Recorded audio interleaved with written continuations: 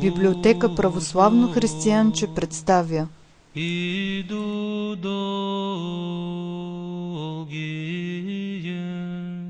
Свети Димитрий Ростовски.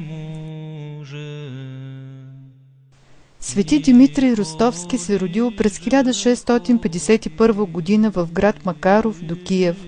При светото кръщение бил наречен Даниил. Баща му Сава бил офицер. Даниил постъпил на училище в Киев. Още от ранни години проявявал усърдие както в молитвата, така и в учението.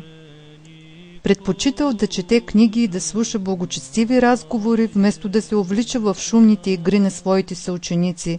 С течение на времето това настроение у него се засилило. На 18 годишна възраст с благословение на родителите си постъпил монах в Киевският Кириловски манастир.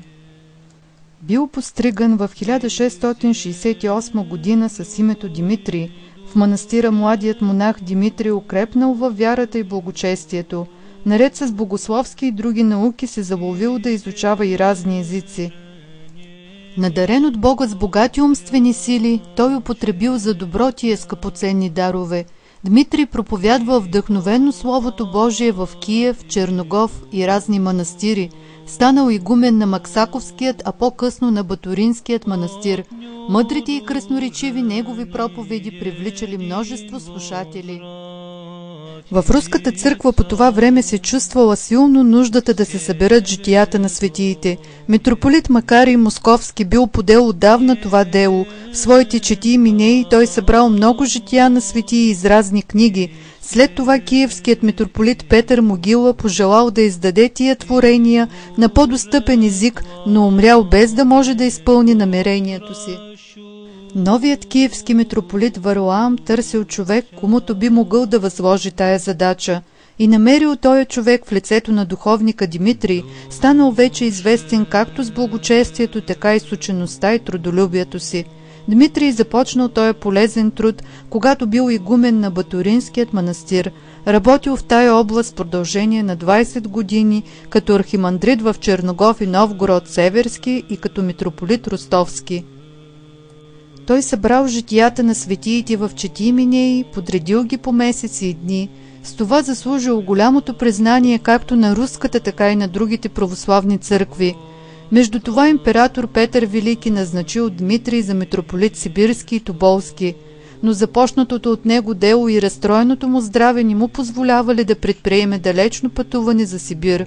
Затова бил преназначен за митрополит Ростовски и Ярославски. В този висок сан Дмитрий усилил още повече трудовите си, като е имал за правило думите на Спасителя: от всеки го, комуто е много дадено, много и ще се поиска.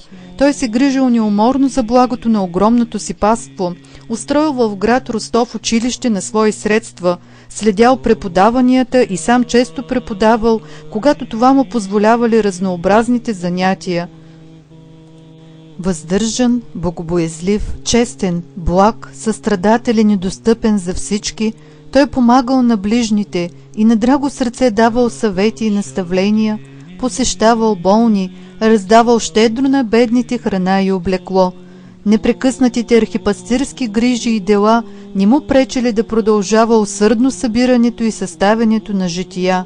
Освен тях, написал и много други книги с духовно съдържание. Смъртта прекратила рано живота на светителя. На 58 години той заболял и почувствал своя край, макар болестта да не изглеждала смъртоносна и да не внушавала опасения.